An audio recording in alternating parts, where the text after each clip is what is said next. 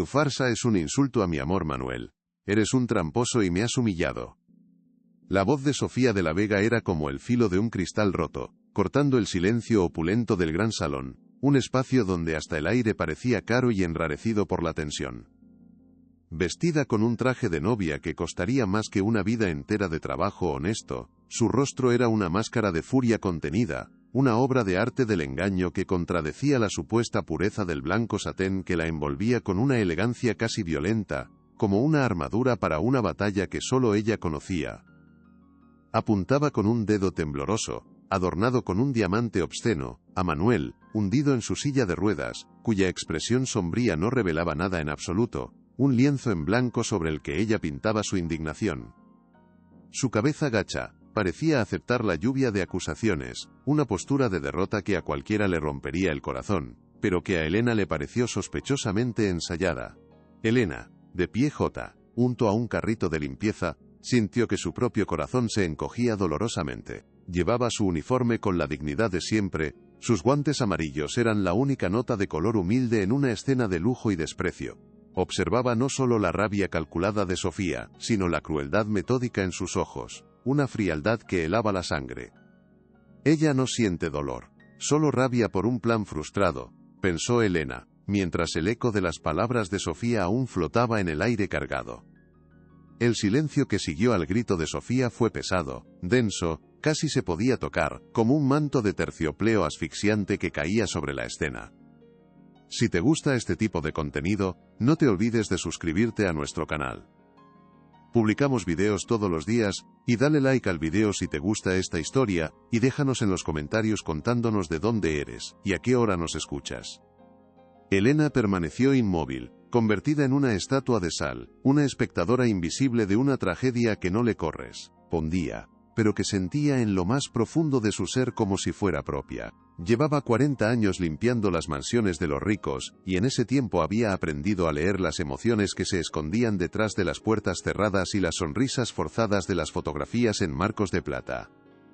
Conocía la soledad profunda que se enmascaraba con fiestas extravagantes y el dolor sordo que se ahogaba en copas de champán caro. En Manuel, veía una tristeza genuina, una vulnerabilidad que ni toda su fortuna podía proteger, un alma rota en un cuerpo prisionero por elección propia. Y en Sofía, solo veía una ambición desmedida, un apetito voraz por el estatus y el dinero que ahora sentía peligrosamente amenazado. El vestido de novia no era un símbolo de amor, sino un disfraz para la batalla. Sofía se recompuso en un instante, alisando una arruga inexistente en su vestido de seda con un gesto teatral y afectado, como si estuviera recolocando las piezas en un tablero de ajedrez a su favor. Su mirada glacial, como dos trozos de hielo azul, se posó sobre Elena, despidiéndola con una superioridad tan insultante que dolía físicamente, una mirada que la convertía en un objeto. No necesitaba palabras para comunicar que la consideraba menos que el polvo que debía barrer. Un ser sin sentimientos ni pensamientos propios. Usted, limpie este desastre, ordenó finalmente, su voz ahora controlada, fría y afilada como un bisturí, pero no menos venenosa que su grito anterior. No se refería a ningún desorden físico, pues el salón estaba impecable. Se refería a la atmósfera, al malestar que ella misma había creado con su espectáculo, y con su orden, reafirmaba su poder y el lugar insignificante que Elena ocupaba en su mundo de apariencias y crueldad calculada. Elena asintió en silencio, sin levantar la vista del suelo de mármol. Sí, señora, respondió en un murmullo apenas audible, tragándose su orgullo como una píldora amarga. No iba a darle a Sofía la satisfacción de verla afectada. Eso no es amor, es posesión pura y dura, pensó con una certeza amarga que le revolvió el estómago. Sabía que su trabajo consistía en limpiar las secuelas emocionales de tormentas como aquella. Sofía salió del salón con un portazo que resonó como un disparo en la quietud de la mansión, una puntuación violenta a su actuación, dejando tras de sí un vacío aún más profundo y opresivo que su presencia. Manuel finalmente levantó la cabeza, y sus ojos, nublados por el dolor, se encontraron con los de Elena por un breve pero intenso instante, un puente de comunicación silenciosa en medio de la desolación. En ellos, ella no vio rabia, ni siquiera tristeza, sino una profunda y abrumadora resignación. La mirada de un hombre que se ha rendido a su propia mentira. Un náufrago a la deriva en un océano que él mismo había ayudado a crear. Parecía un rey destronado en su propio castillo. Elena se acercó lentamente, con la delicadeza de quien no quiere asustar a un animal herido, sus zapatos de suela de goma sin hacer ruido sobre el suelo pulido. No dijo nada. Las palabras sobraban en un momento así. Simplemente tomó un vaso de la mesita auxiliar, lo llenó con agua de una jarra de cristal tall, y se lo ofreció. Sus manos, aunque curtidas por el trabajo duro, se movían con una gracia y un cuidado que contrastaban violentamente con la brutalidad de la escena anterior. Manuel la miró, una chispa de gratitud parpadeando en sus ojos cansados. Aceptó el vaso con una mano que temblaba ligeramente. Aquel simple gesto de humanidad en medio de tanta crueldad pareció anclarlo a la realidad. «Gracias, Elena», susurró él. «No tiene por qué darlas, señor Manuel. Es mi trabajo cuidarlo». Pero ambos sabían que aquello iba mucho más allá de su trabajo. La tarde cayó sobre Madrid como un velo melancólico, tiñendo el cielo de tonos anaranjados y púrpuras que se colaban por los inmensos ventanales del salón, pintando largas sombras en el suelo. Elena le llevó la cena a Manuel en una bandeja de plata, un ritual que se había vuelto cada vez más sombrío, encontrándolo sentado junto a la ventana, con la mirada perdida en el jardín perfectamente cuidado, un paraíso artificial que no le ofrecía ningún consuelo real. La silla de ruedas parecía más una prisión de acero y cuero que una ayuda. Él no tocó la comida, ni siquiera miró el plato que ella había preparado con esmero, intentando tentarlo con sus sabores favoritos. «Elena, ¿cree que es posible encontrar la verdad fingiendo?», preguntó de repente, su voz apenas un susurro que se mezcló con el sonido lejano del tráfico de la ciudad. La pregunta la tomó por sorpresa por su crudeza y honestidad. «Señor, creo que las mentiras solo engendran más mentiras», respondió con la sinceridad que la caracterizaba, eligiendo sus palabras con cuidado. «La verdad tiene su propio camino para salir a la luz, señor. No necesita que la disfracemos de nada, porque al final siempre se desnuda sola». Manuel suspiró profundamente. «Me equivoqué de camino, Elena. Quería saber quién me amaba por lo que soy, no por lo que tengo, y he terminado más solo que nunca». La confesión era desgarradora. «¿Pero cómo podría ayudarlo?», se preguntó Elena mientras cerraba la puerta. Más tarde, mientras limpiaba la habitación de Manuel, un rayo de sol del atardecer se filtró por el ventanal, iluminando un objeto sobre la mesita de noche, con un halo casi mágico. Era un magnífico reloj de oro, una pieza antigua y elegante que parecía fuera de lugar entre los modernos aparatos electrónicos que lo rodeaban, un vestigio de un tiempo en el que las cosas se hacían para durar. Elena lo había visto muchas veces, pero nunca le había prestado especial atención más allá de limpiarle el polvo con cuidado. Era simplemente un Kun Barai, a más de las muchas posesiones valiosas del señor Manuel. Sin embargo, hoy era diferente. Atraída por un impulso inexplicable, una fuerza que no podía controlar, se acercó y lo tomó con cuidado entre sus manos enguantadas. El metal era pesado, sólido, y emanaba una sensación de historia, de secretos guardados en su tic-tac silencioso. Esta pieza pertenecía a su abuelo, recordó Elena en voz baja, las palabras de Manuel de una conversación lejana resonando en su mente con una nueva claridad. Él se lo había contado una vez, explicando que era el tesoro más preciado de su familia. Su superficie pulida reflejaba su propio rostro, preocupado. Algo en su intuición, esa voz interior que nunca le había fallado, le susurró que aquel objeto era más que un simple adorno. Era una pieza clave. Al girarlo en sus manos, sintiendo el frío del metal a través del fino guante de látex, Elena notó algo extraño, algo que había pasado por alto durante años de limpieza rutinaria. Una pequeña protuberancia, en el lateral, casi imperceptible al tacto, disimulada entre los grabados florales de la carcasa. No era un botón normal para dar cuerda o ajustar la hora, tenía un tacto diferente, una resistencia sutil que invitaba a la curiosidad. Parecía un mecanismo secreto, un detalle salido de una novela de misterio. Su curiosidad luchó una batalla feroz contra su profesionalismo. No debía entrometerse en los asuntos de su jefe, era la regla número 1. Pero la imagen del rostro desolado de Manuel, su vulnerabilidad expuesta como una herida abierta, volvió a su mente con una fuerza arrolladora, empujándola a actuar. Con un cuidado exquisito, como si estuviera desactivando una bomba, deslizó el guante de su mano derecha para poder sentir mejor el metal. Presionó suavemente la protuberancia. Un diminuto clic, casi inaudible, le indicó que algo se había abierto. Una pequeña compuerta en la parte trasera se había desplazado, revelando 2 compartimentos minúsculos. En uno, había una fotografía doblada. En el otro, un pequeño orificio que parecía el de un micrófono.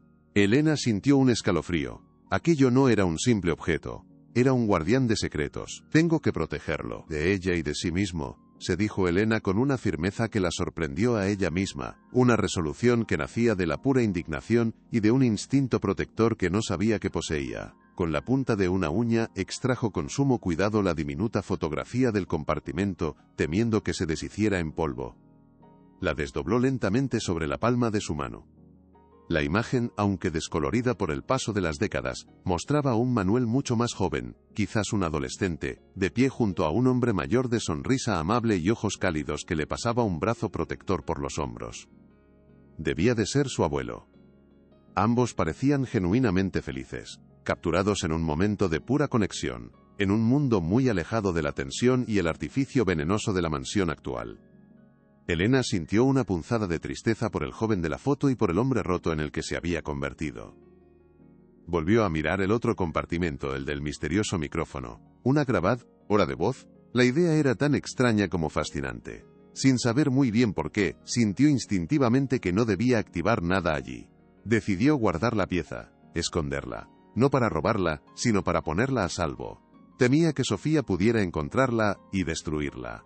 Lo envolvió con cuidado en un pañuelo limpio de su bolsillo y lo sintió pesar como una piedra. Mientras tanto, en otra ala de la mansión, en su santuario personal de lujo y vanidad, Sofía hablaba por teléfono en voz baja pero intensa, como una serpiente susurrando en un jardín prohibido. Su rostro ya no mostraba la furia teatral de antes, sino una frialdad calculadora y precisa que era mucho más aterradora.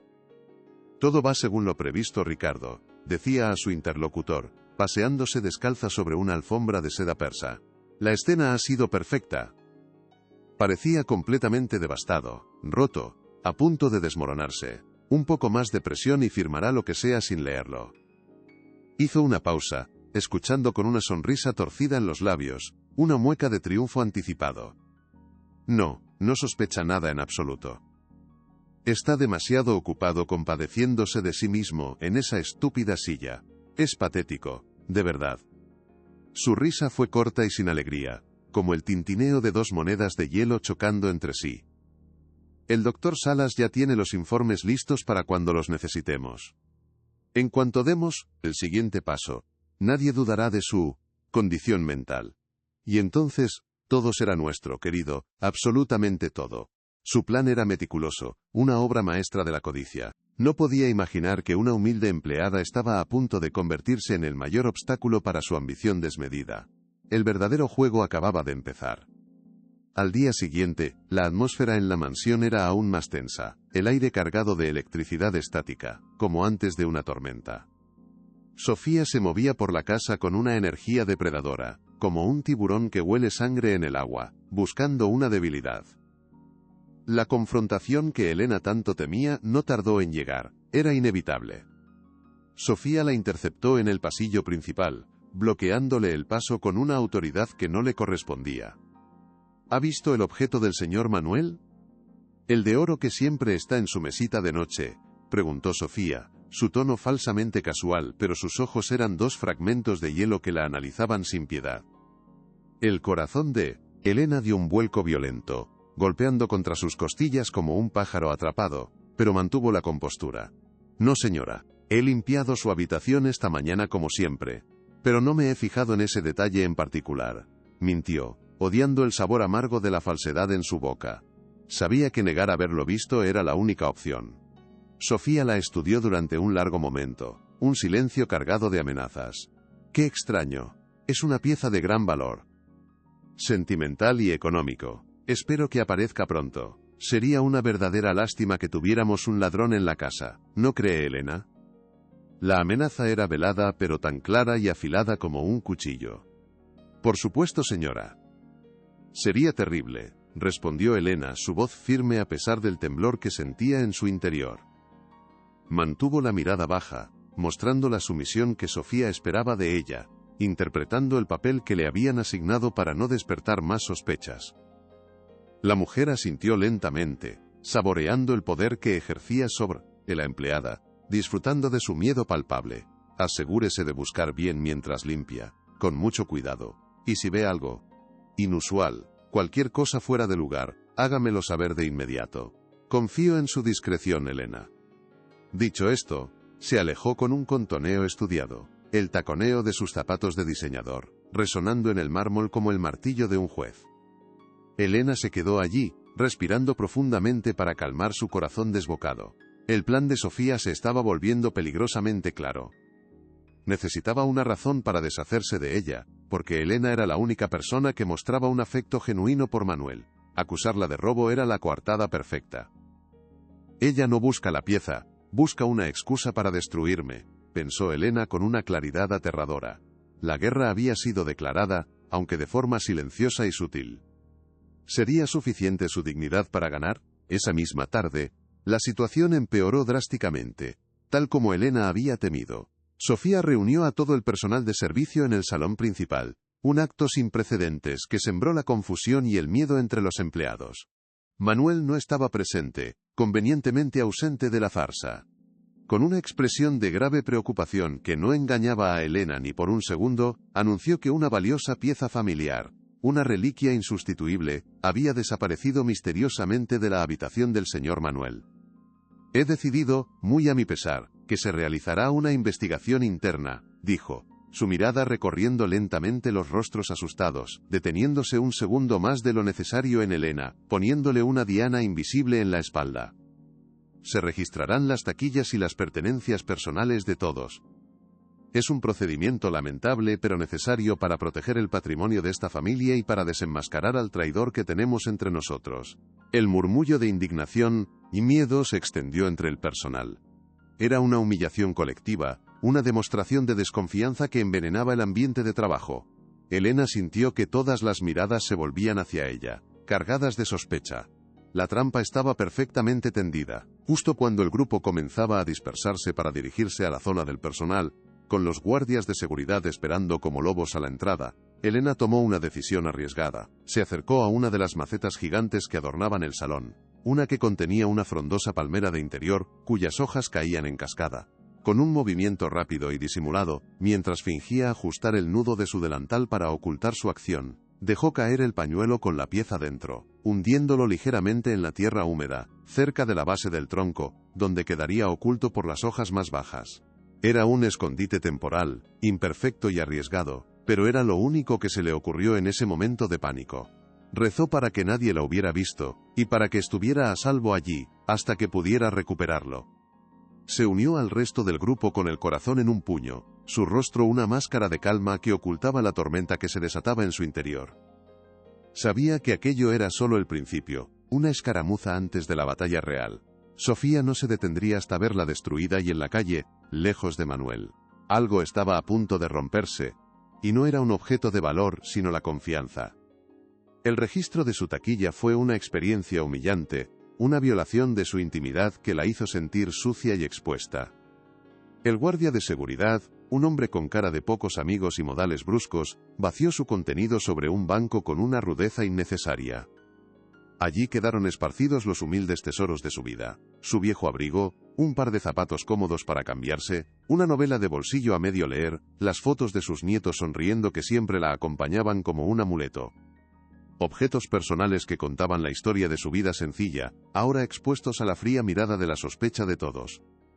Elena observó la escena sin decir una palabra, su rostro impasible, su dignidad intacta como una fortaleza inexpugnable. Como esperaba, no encontraron nada incriminatorio. El guardia le devolvió sus cosas con una disculpa poco entusiasta. Al levantar la vista, vio las reacciones de sus compañeros. Algunos la miraron con alivio, otros con una duda persistente. La semilla de la malicia ya había empezado a germinar. Aunque no había pruebas, la mancha de la acusación ya estaba sobre ella. Estaba sola. ¿Cómo lucharía contra un enemigo tan poderoso sin ningún aliado en quien confiar? Horas más tarde, mientras limpiaba los cristales del gran ventanal del salón, un trabajo que le permitía observar el exterior sin ser vista, Elena vio a Sofía hablando animadamente en el jardín con un hombre de aspecto distinguido. Llevaba un maletín de médico y una sonrisa profesional, que no llegaba a sus ojos fríos y calculadores. Elena lo reconoció al instante. Era el doctor Ricardo Salas, el médico personal de Manuel desde hacía años, un hombre que se suponía debía velar por su salud. La forma en que él y Sofía interactuaban, con una complicidad casi conspiradora, sus cabezas juntas, encendió todas las alarmas en la mente de Elena, confirmando sus peores temores. No hablaban como un médico y la prometida preocupada de su paciente. Hablaban como dos socios que revisan los detalles de un negocio sucio. Elena oyó fragmentos de su conversación mientras pasaba cerca, fingiendo limpiar una jardinera. Los informes están listos. Incapacidad total confirmada. Solo es cuestión de tiempo. Cada palabra era una pieza más en el siniestro rompecabezas. No solo querían el dinero de Manuel, querían su vida, su identidad, su voluntad. Querían declararlo incompetente para tomar el control absoluto de todo su imperio. La revelación la golpeó con la fuerza de un golpe físico, dejándola sin aire por un segundo. El doctor Salas, el hombre en quien Manuel confiaba su salud ciegamente, era cómplice de Sofía. Estaba falsificando informes médicos para respaldar la mentira de la paraplegia, y probablemente para diagnosticarle una demencia inexistente. Ahora entendía por qué Sofía necesitaba deshacerse de ella con tanta urgencia. Elena era la única persona que pasaba suficiente tiempo con Manuel como para notar las inconsistencias, como el micromovimiento de su pierna que había visto el día anterior. Era la única que le mostraba una bondad que podría animarlo a luchar. Era un testigo peligroso, una pieza suelta en su maquinaria perfecta de engaño. El robo del objeto de oro era solo la primera estrategia. Si no funcionaba, encontrarían otra cosa, algo más definitivo. Estoy en un peligro mucho mayor de lo que imaginaba, pensó, un sudor frío recorriendo su espalda. Ya no era solo una cuestión de su trabajo, o su reputación. Aquello se estaba convirtiendo en una lucha por la verdad y quizás por la propia seguridad de Manuel. El pequeño objeto escondido en la tierra ya no era solo un secreto. Era un arma. Esa noche, Elena no pudo dormir. Daba vueltas en su cama en su modesto apartamento lejos del lujo y la intriga de la mansión. La cara de Manuel, llena de una tristeza resignada, aparecía una y otra vez en su mente, suplicándole ayuda en silencio. Se sentía abrumada por el peso de la responsabilidad. Tenía una prueba, o al menos el contenedor de una posible prueba, pero no sabía cómo usarla sin destruirse a sí misma en el proceso. Si se la entregaba a la policía, ¿quién creería a una simple limpiadora que acusa a una figura de la alta sociedad y a un médico respetado? Probablemente la acusarían a ella de robo y de inventar una historia descabellada para vengarse. Si se lo contaba a Manuel, ¿estaría él en condiciones de enfrentarse a Sofía? Parecía tan derrotado que quizás no tendría la fuerza para luchar. Se sentía atrapada en un callejón sin salida. Pero en el fondo de su corazón, una pequeña llama de esperanza, terca y valiente como ella, se negaba a extinguirse por completo. Tenía que haber una manera, una salida. Al amanecer, con los primeros rayos de luz entrando por su ventana, Elena tomó una decisión. No podía seguir actuando sola, consumida por el miedo y la impotencia. Necesitaba ayuda. Alguien que supiera moverse en el mundo de las leyes y los reglamentos, un mundo tan ajeno a ella como el de la alta sociedad. Necesitaba a alguien que pudiera ver más allá de su uniforme y escuchar la verdad en sus palabras. Pero, ¿a quién podía recurrir? No conocía a ningún abogado. La gente como ella no solía necesitarlos, y cuando lo hacían, no podían permitírselos. Pensó en los servicios de asistencia jurídica gratuita, pero el proceso podría ser lento. Mientras se preparaba el café, su mirada se posó en un viejo recorte de periódico que tenía pegado en la puerta de la nevera. Era un artículo sobre una joven abogada de oficio que había ganado un caso imposible defendiendo a un grupo de trabajadores contra una gran corporación. Su nombre era Lucía Ferreiro. El artículo la describía como tenaz, valiente y con un profundo sentido de la justicia social. Quizás ella pueda ayudarme, pensó Elena, sintiendo una pequeña chispa de esperanza, la primera en días. Era una aguja en un pajar.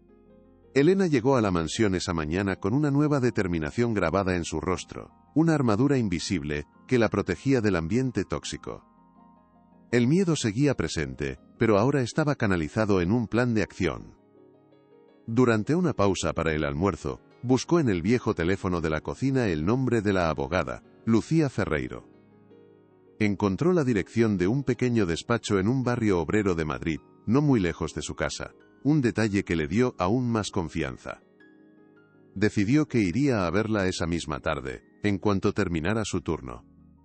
Mientras trabajaba observaba todo con una atención renovada, como una detective, y la encontró. Se fijó en un micromovimiento casi imperceptible en la pierna de Manuel cuando un libro se le cayó al suelo y él reaccionó, instintivamente para evitarlo. Él lo disimuló con una tos forzada, pero ella lo vio. No estoy loca. Sé lo que vi, se dijo a sí misma, y aquello reforzó su convicción. La jornada de trabajo se hizo interminable. Elena sentía constantemente la mirada de Sofía sobre ella. Una presión constante que buscaba hacerla tropezar. Pero ya no iba a dejarse intimidar, tenía un plan.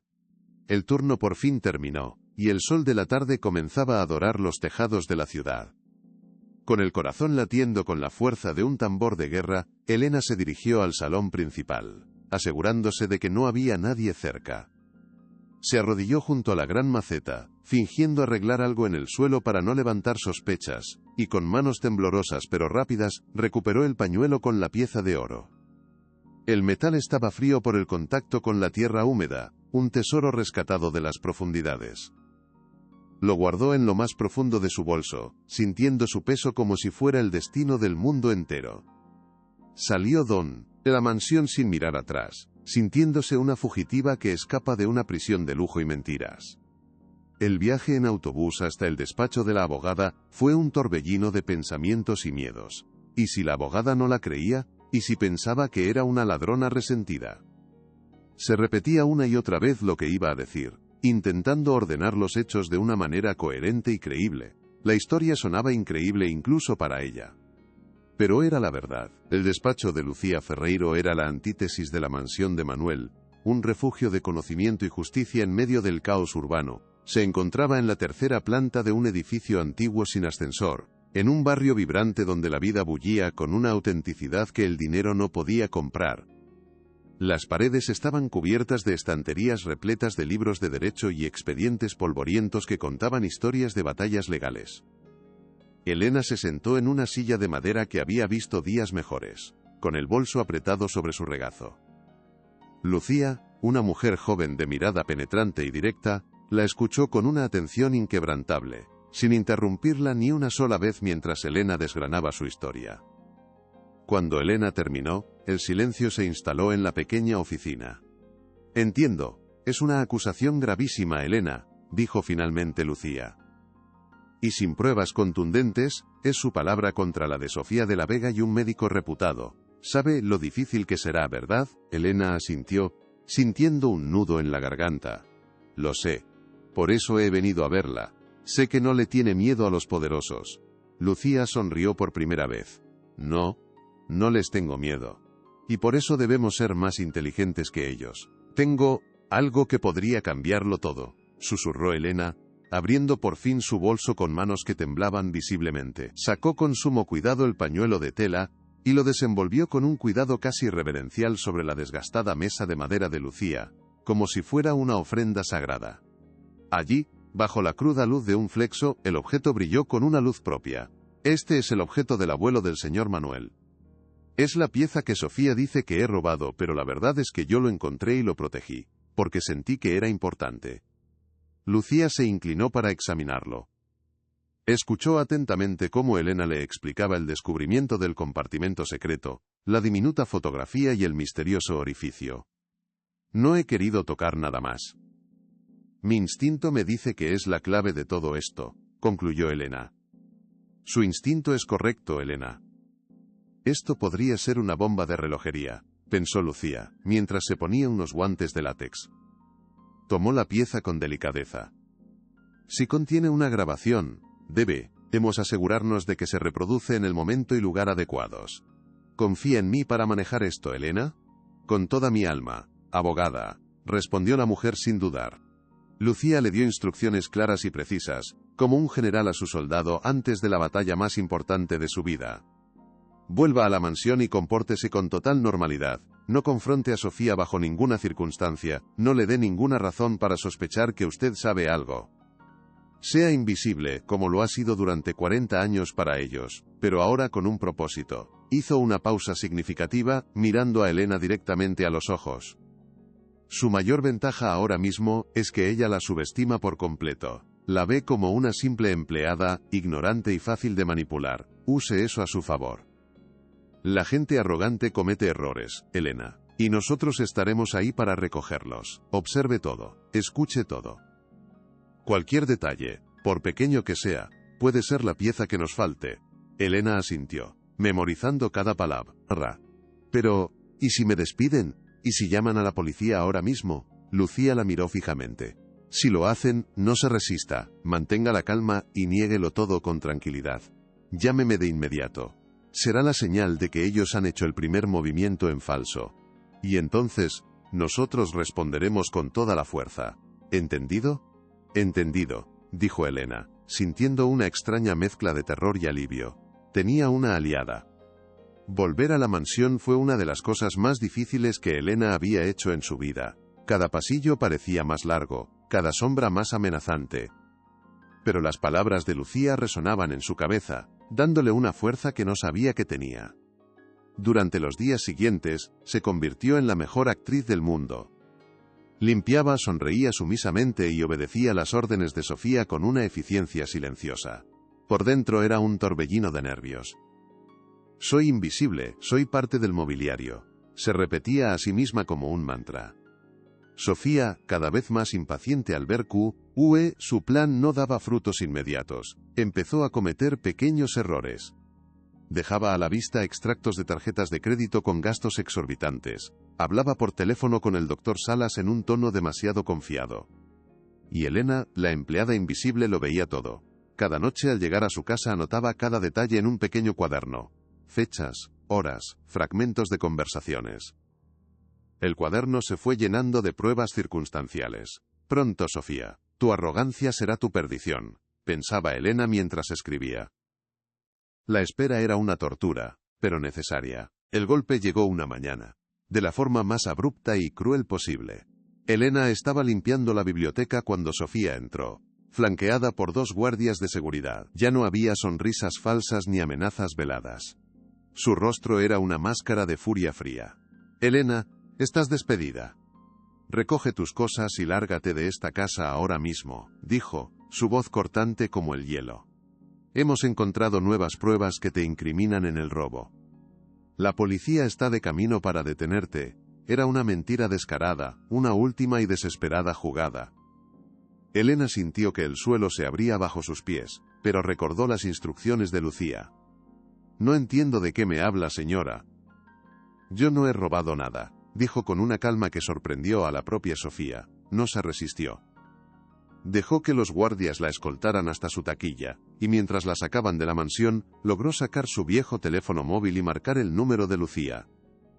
Ha pasado, susurró. Estoy en ello, fue la respuesta tranquila de la abogada. Mirodeis. Mientras el coche de policía se la llevaba, Elena no sintió miedo, el primer movimiento en falso se había producido. La partida final estaba a punto de comenzar. Lo más fuerte está por venir. Quédate hasta el final. El Tribunal de Justicia de Madrid era un monstruo de piedra y silencio solemne. Un lugar diseñado para empequeñecer al individuo y magnificar el peso de la ley. Elena se sentía como un diminuto grano de arena perdido en un océano de mármol frío y madera oscura. Sentada en el banquillo de los acusados con su sencillo vestido gris, parecía un pájaro asustado. A su lado su abogada Lucía Ferreiro proyectaba una calma casi sobrehumana. Al otro lado, en la bancada de la acusación, Sofía de la Vega era la viva imagen de la víctima afligida, vestida de un blanco inmaculado, un pañuelo de seda en la mano que se llevaba a los ojos de vez en cuando en un gesto teatral. A su lado, el doctor Ricardo Salas mantenía una postura de autoridad intachable. Y en una silla en primera fila, Manuel, flanqueado por 2 enfermeros, mantenía la cabeza gacha, un espectador pasivo de la destrucción de la única persona que le había mostrado una bondad genuina. Dios mío, ayúdame a soportar esto, rogó Elena en un susurro inaudible. El aire estaba cargado de una tensión casi eléctrica, el zumbido de las mentiras a punto de solidificarse. El abogado de Sofía, un hombre de cabello plateado y sonrisa afilada, se levantó con la arrogante confianza de quien sabe que tiene la partida ganada. Su voz, profunda y resonante, llenó cada rincón de la sala, tejiendo una narrativa de traición y engaño con la habilidad de un maestro artesano de la mentira. Pintó un cuadro desolador de Manuel de la Vega, un hombre noble y vulnerable, postrado en una silla de ruedas, víctima de un terrible accidente, cuya única alegría era su amor por la devota señorita Sofía. Y en ese escenario, introdujo a Elena como la villana perfecta, la empleada de confianza que, aprovechándose de la fragilidad de su jefe, había abusado de su posición para robar una reliquia familiar de valor incalculable. Hablamos, señoría, de una traición en su forma más cruel y despiadada, declamó el abogado. Una puñalada por la espalda a la mano, que le dio de comer durante 40 años. La señora Elena no solo robó un objeto, señoría, robó la confianza, la paz y la seguridad de un hombre indefenso. Elena sintió el peso de cada palabra como un golpe físico. La sala entera parecía mirarla con desprecio, convencida por la elocuencia venenosa del letrado. El doctor Ricardo Salas fue el siguiente en ser llamado a declarar. Subió al estrado con un paso firme y seguro que irradiaba una falsa credibilidad, y juró decir la verdad con una solemnidad que revolvió el estómago de Elena. Con una terminología médica precisa y apabullante, describió la supuesta condición irreversible de Manuel, mostrando al tribunal informes falsificados, resonancias magnéticas manipuladas y diagnósticos inventados que confirmaban una lesión medular completa. Habló con pretendida compasión de la profunda depresión de su paciente, de su extrema vulnerabilidad emocional, pintando a Manuel como un niño indefenso atrapado en el cuerpo de un hombre, completamente dependiente de los cuidados de su prometida. La señorita de la Vega ha sido un pilar fundamental en la recuperación emocional del señor Manuel, afirmó Salas, mirando directamente al jurado con una sinceridad fingida. Su dedicación es absoluta. Por eso, el robo de una pieza tan significativa para él, a manos de alguien en quien confiaba, ha supuesto un golpe devastador para su ya frágil estado mental. Elena cerró los ojos con fuerza, incapaz de seguir viendo aquella farsa. Están enterrándolo en vida con sus mentiras, pensó con angustia. Luego le tocó el turno de subir al estrado a Sofía. Avanzó hacia él como si fuera una heroína trágica de una ópera, su rostro un poema de dolor contenido. Su voz, que al principio era un susurro roto, fue ganando fuerza a medida que contaba su historia, una versión de los hechos tan retorcida y manipulada que a Elena le pareció estar escuchando el argumento de una telenovela barata. Describió su amor incondicional por Manuel, su sacrificio diario. Y entonces, con lágrimas de cocodrilo surcando sus mejillas perfectamente maquilladas, habló de Elena.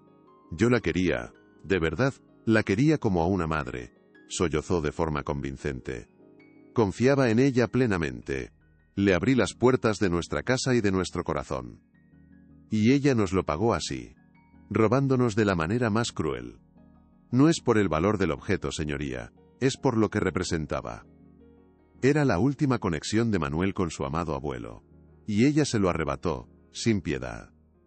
La actuación era tan convincente que hasta Elena sintió una punzada de duda por un instante. Sofía la miró directamente, sus ojos lanzando un mensaje de triunfo cruel. La humillación era pública, total. El fiscal, un hombre de aspecto severo, se dirigió al juez con una gravedad que no presagiaba nada bueno. Señoría, en vista de los conmovedores testimonios y las pruebas presentadas, consideramos que la culpabilidad de la señora Elena García está fuera de toda duda. Solicitamos que se proceda a dictar sentencia por el delito de hurto agravado, teniendo en cuenta las circunstancias especiales de este caso, el flagrante abuso de confianza y la extrema vulnerabilidad de la víctima, el señor Manuel de la Vega. La palabra sentencia resonó en la cabeza de Elena como un martillazo demoledor. Todo estaba sucediendo demasiado rápido. Miró desesperadamente a Lucía, buscando una señal de esperanza, pero su abogada permanecía impasible, su rostro tranquilo, como si estuviera viendo una película cuyo final ya conocía. No puede ser, no puede acabar así, pensó Elena, mientras el pánico comenzaba a apoderarse de ella. Sintió que el suelo se abría bajo sus pies, que estaba a punto de caer en un abismo oscuro. La mirada de Sofía, cargada de un desprecio triunfante, fue el último empujón. Algo estaba a punto de romperse. Capellimpalia. La dignidad de Elena pendía de un hilo. Justo cuando el juez carraspeó, dispuesto a pronunciar las palabras que sellarían el destino de Elena, la voz clara y firme de Lucía Ferreiro cortó el aire denso de la sala como un rayo de luz en la oscuridad. Con la venia señoría, la defensa aún no ha presentado su argumento final. El juez la miró por encima de sus gafas, sorprendido. El abogado de Sofía sonrió con condescendencia, como si considerara aquel un patético intento de retrasar lo inevitable.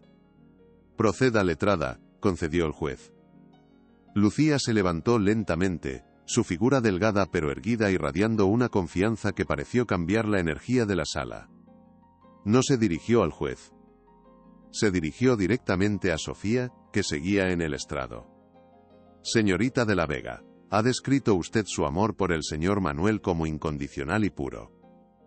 Un amor que, según sus palabras, trasciende su inmensa fortuna. ¿Es eso correcto? Sofía, sorprendida, tardó un segundo en recomponerse. Por supuesto que es correcto.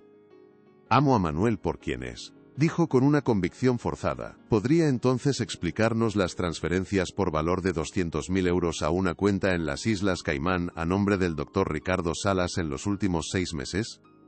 El silencio que cayó sobre la sala fue absoluto, total, tan profundo que se podía oír el latido acelerado de los corazones. El rostro de Sofía perdió todo su color de repente, volviéndose de un blanco ceniciento. El doctor Salas, en su asiento, se removió incómodo, un sudor frío perlando su frente. Eso es una mentira. Una calumnia, balbuceó Sofía, su voz perdiendo toda su compostura. No sé de qué me habla. ¿Está usted loca? Lucía sonrió levemente, una sonrisa gélida. Oh, estoy segura de que no lo sabe. Como tampoco sabrá nada de las facturas de tiendas de lujo, viajes exóticos y tratamientos estéticos que superan el $500.000 de euros en el último año, todo cargado a las cuentas del señor Manuel. El abogado de Sofía se levantó de un salto. Protesto, señor Oría. Esto es irrelevante y solo busca difamar a mi clienta. Pero el juez lo silenció con un gesto brusco, su mirada ahora fija en Sofía y el doctor Salas, una chispa de duda encendiéndose por fin en sus ojos. La protesta es denegada. Continúe, letrada, ordenó el juez con voz grave. Mi clienta Elena García no robó nada, señoría, continuó Lucía, su voz ahora resonando con una autoridad inquebrantable. Mi clienta protegió algo muy valioso que la señorita de la Vega y el doctor Salas querían hacer desaparecer a toda costa, porque contiene una verdad que destruiría su elaborada y cruel farsa. Se giró hacia su mesa y cogió una pequeña bolsa de pruebas sellada. Con un cuidado exquisito, sacó un objeto que brilló intensamente bajo las luces de la sala, capturando la atención de todos los presentes como un imán. Era el magnífico reloj de oro del abuelo de Manuel. Un murmullo de asombro recorrió la sala. Sofía ahogó un grito reconociendo el objeto al instante. Ahí está, la PK. Prueba. Ella lo tenía todo el tiempo, exclamó, señalando a Lucía con un dedo tembloroso. Su reacción, en lugar de ayudarla, la delató por completo, mostrando una desesperación que no cuadraba con la de una víctima. Manuel, por primera vez en todo el juicio, levantó la cabeza por completo, sus ojos fijos en la pieza, una expresión de confusión, dolor y un atisbo de esperanza. Aquel objeto era el último vínculo con el recuerdo de un amor puro. Efectivamente, señoría, aquí está, dijo Lucía, acercándose al estrado con el objeto en la mano. La señorita de la Vega lo identifica correctamente como el objeto supuestamente robado. Pero este objeto es mucho más que una simple herencia familiar. Es un guardián de secretos, un testigo silencioso. Con una precisión de cirujano, Lucía presionó el mecanismo oculto que Elena le había mostrado. Un pequeño y nítido clic resonó en el silencio sepulcral de la sala. Este dispositivo, señoría, no solo da la hora, también graba conversaciones. Sofía se puso de pie de un salto, su rostro una máscara de pánico puro y absoluto. No tiene derecho, es una violación de la intimidad. Es ilegal, gritó, su voz estridente y aguda. El doctor Salas parecía a punto de desmayarse, pero ya era demasiado tarde. Lucía pulsó otro botón diminuto, y de repente, la voz de Manuel llenó la sala. No era la voz débil y deprimida del hombre en la silla de ruedas, sino una voz clara, frustrada.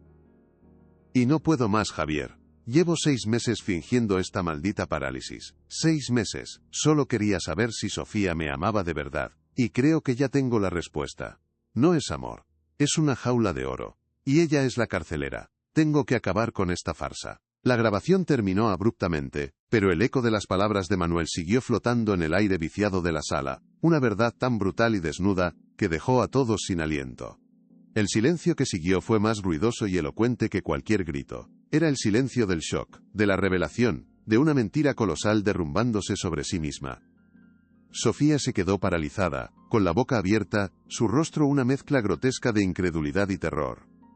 El doctor Salas se hundió en su silla, intentando hacerse invisible. Todas las miradas se volvieron hacia Manuel. Él, por su parte, miraba a Elena, solo a Elena. En sus ojos ya no había resignación ni vacío, sino una tormenta de emociones, vergüenza, arrepentimiento y una infinita gratitud. Había creado una mentira para encontrar la verdad, y casi destruye a la única persona que había sido leal. Elena le sostuvo la mirada, y en sus ojos no había reproche, solo la misma compasión de siempre. Si esta historia te tocó el corazón, comparte para que llegue a más personas. El escándalo estalló como una bomba. Los periodistas en la parte de atrás de la sala se abalanzaron hacia las salidas, listos para lanzar la noticia del año. El juez golpeó la mesa con su mazo una y otra vez, con una fuerza que hacía temblar los vasos de agua, su rostro una máscara de furia contenida y justa indignación. «¡Orden en la sala! ¡Orden!», gritó, su voz retumbando con una autoridad que finalmente silenció el caos. Se quitó las gafas, se frotó los ojos como si no pudiera creer la farsa, y luego clavó su mirada en Sofía y el doctor Salas, una mirada tan fría y afilada que podría cortar el acero. «Señorita de la Vega, doctor Salas, quedan ustedes detenidos bajo sospecha de perjurio, fraude, estafa agravada y conspiración para obstruir la justicia. Alguaciles, procedan de inmediato». 2 oficiales de policía se acercaron a la bancada. Sofía intentó resistirse, su rostro contorsionado por la rabia. «No pueden hacerme esto. Soy Sofía de la Vega». «No saben con quién se están metiendo», gritaba mientras la esposaban, su máscara de dama de la alta sociedad hecha añicos. El doctor Salas no opuso resistencia, se dejó llevar como un autómata. Este es el fin de su mundo de mentiras, pensó Elena, sintiendo un profundo alivio no de venganza, sino de justicia. El juez se dirigió entonces a Elena, su tono ahora mucho más suave, casi paternal, lleno de respeto. «Señora García, queda usted absuelta de todos los cargos con efecto inmediato. El tribunal le pide sus más sinceras disculpas por las molestias y la terrible angustia que este vergonzoso proceso le ha causado. Su integridad, su lealtad y su valentía son un ejemplo para todos los presentes en esta sala». Las palabras del juez fueron como un bálsamo para el alma herida de Elena. Sintió que un peso enorme se desvanecía de sus hombros, dejándola ligera, libre por fin. Las lágrimas que no había derramado en todo el proceso comenzaron a brotar de sus ojos sin control, pero no eran lágrimas de tristeza, sino de puro alivio. Miró a Lucía, quien le sonreía con una mezcla de orgullo profesional y afecto personal. Le apretó la mano con una fuerza que valía más que 1000 palabras. Siglo. Había demostrado que la justicia, a veces aunque tarde, no entiende de clases sociales. «Lo logramos, Elena. Lo logramos», susurró Lucía. «No, usted lo logró, abogada. Usted me devolvió la vida». Finalmente, el juez se dirigió a Manuel, quien permanecía en su silla, observando la escena con una expresión de profunda vergüenza. «Señor de la Vega, su conducta será investigada a fondo por este tribunal. Engañar a la justicia es un delito muy grave. Sin embargo, el tribunal reconoce que usted también ha sido víctima de una manipulación atroz y de una codicia desmedida. Se le requerirá para prestar una declaración completa y exhaustiva sobre todos los hechos». Manuel asintió en silencio, aceptando su destino. Sus ojos buscaron de nuevo a Elena, en una súplica silenciosa de perdón que ella comprendió al instante. Sabía que tenía un largo y difícil camino por delante para enmendar sus errores.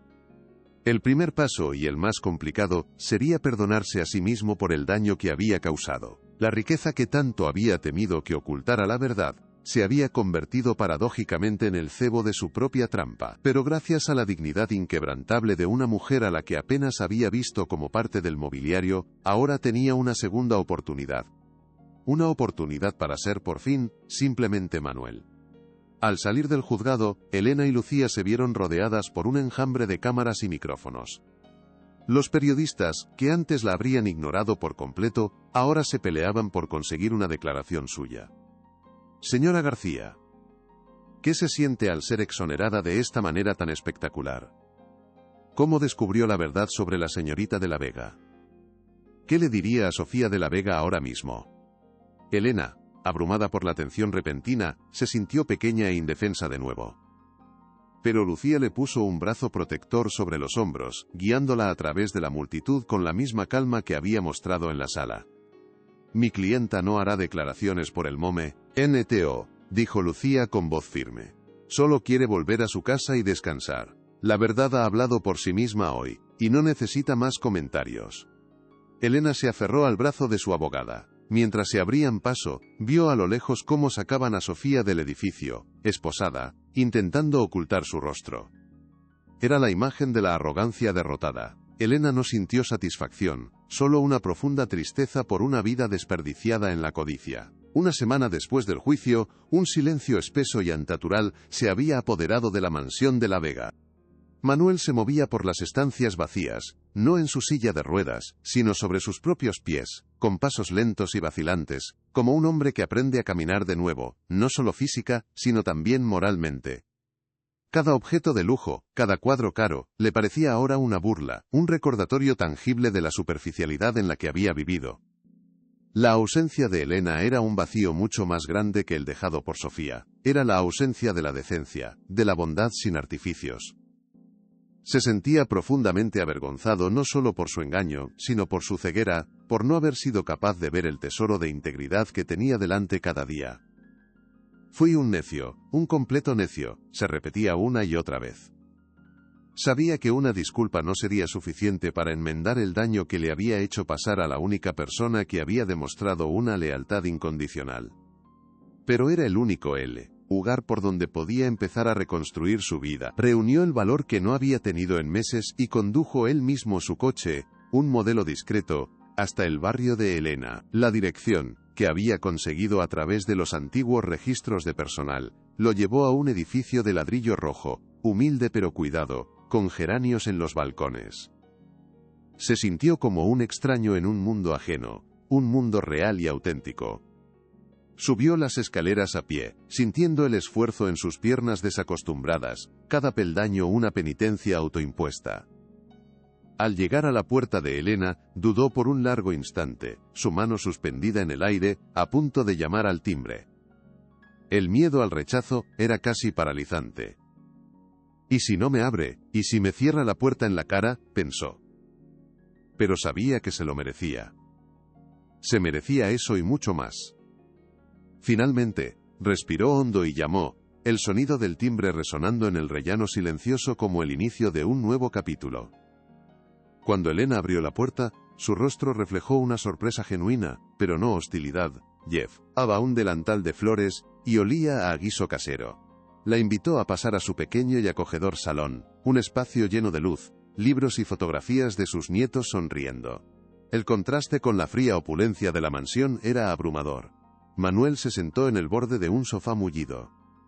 Elena, comenzó, su voz apenas un susurro ronco por la emoción. He venido a pedirle perdón. No hay palabras para describir lo avergonzado que estoy.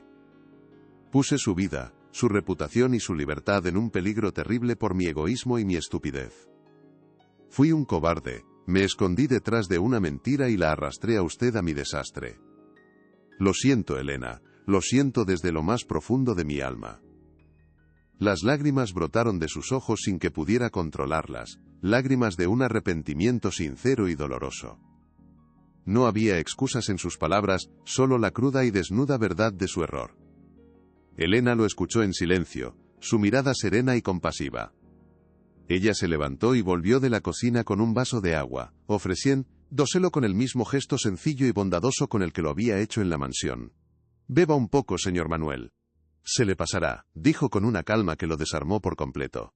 No tiene por qué seguir disculpándose. Lo que pasó, pasó. Yo no le guardo rencor. Entiendo la soledad que debió sentir para llegar a hacer algo así, aunque no comparta sus métodos. Hizo una pausa, sentándose frente a él en una pequeña butaca. A veces, la gente con mucho dinero se olvida de que la confianza y el cariño no se pueden poner a prueba como si fueran un producto en una tienda. O se dan, o no se dan. No hay más secreto. Sus palabras eran sencillas, pero estaban cargadas de una sabiduría ancestral, la sabiduría de quien ha visto la vida sin filtros. Usted tiene ahora una segunda oportunidad para hacer las cosas bien. No la desperdicie, concluyó. Le estaba dando permiso para perdonarse a sí mismo y para empezar de nuevo. Y esa era la redención que había venido a buscar sin saberlo. Pocas semanas después, Manuel convocó una rueda de prensa que acaparó la atención de todos los medios. De pie, sin silla de ruedas, frente a un mar de cámaras, hizo una confesión pública. Asumió toda la responsabilidad por su farsa, por haber engañado a la opinión pública, y sobre todo, por el daño que casi causa a una mujer inocente. Hoy no estoy aquí para justificar mis acciones, sino para anunciar cómo voy a intentar reparar el daño causado, dijo con voz firme. He aprendido, de la manera más dura posible, que la dignidad es el bien más preciado, y que a menudo, las personas que más duro trabajan son las que más dignidad poseen. Personas como Elena García, a quien hoy pido perdón públicamente. Elena, que veía la retransmisión desde su casa, se sintió abrumada. No era necesario tanto, pensó. Manuel continuó, su voz cargada de una nueva convicción. Por eso, he decidido destinar una parte importante de mi fortuna a la creación de una nueva fundación. Una fundación dedicada a proteger y defender los derechos de los empleados del hogar. La fundación se llamará Fundación Dignidad y Respeto, anunció Manuel, y el nombre resonó en la sala de prensa con la fuerza de un manifiesto. Ofrecerá asesoramiento legal gratuito, formación profesional y apoyo psicológico a miles de trabajadores y trabajadoras que, como Elena, dedican su vida a cuidar de otros, y que a menudo son invisibles y vulnerables. Queremos darles una voz, herramientas para defenderse, y el reconocimiento que merecen. La sorpresa entre los periodistas fue mayúscula. Esperaban un escándalo, y en su lugar, estaban presenciando un acto de redención. Y esta fundación no podría tener una mejor guía moral, continuó Manuel. Por eso, le he pedido a la señora Elena García que acepte el cargo de presidenta de honor vitalicia de la fundación. Ella será nuestra brújula, nuestro faro, el recordatorio constante de por qué hacemos esto. En su pequeño salón, Elena se llevó las manos a la boca, sus ojos llenos de lágrimas. No podía creer lo que estaba oyendo. De ser una limpiadora acusada, había pasado a ser el símbolo de una causa noble. Al principio, Elena se negó rotundamente. ¿Yo? ¿Presidenta de honor? Pero si yo apenas terminé la escuela, señor Manuel. Yo solo sé limpiar, no sé nada de fundaciones ni de discursos, le dijo por teléfono, su voz temblando de pánico. No necesito que dé discursos, Elena, le respondió Manuel con una paciencia infinita. Necesito su corazón. Necesito su ejemplo. Necesito que se siente en las reuniones del patronato y nos recuerde, con su sola presencia, para quién trabajamos.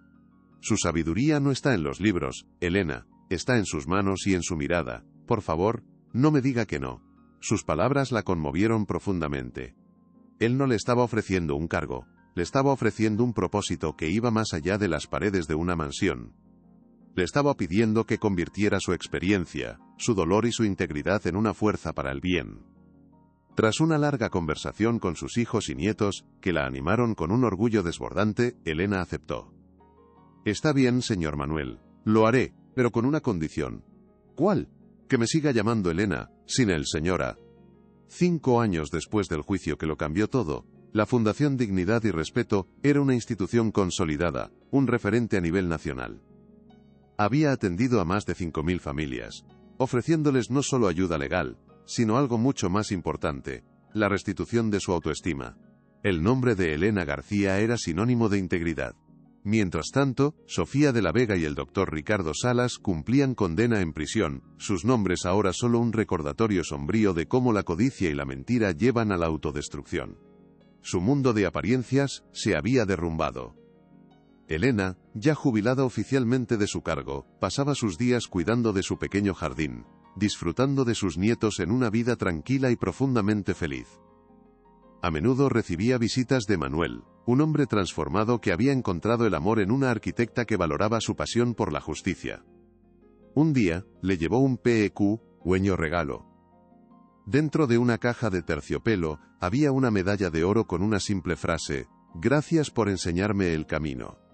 La verdadera riqueza, había aprendido Manuel, no se mide en posesiones, sino en la sinceridad del corazón.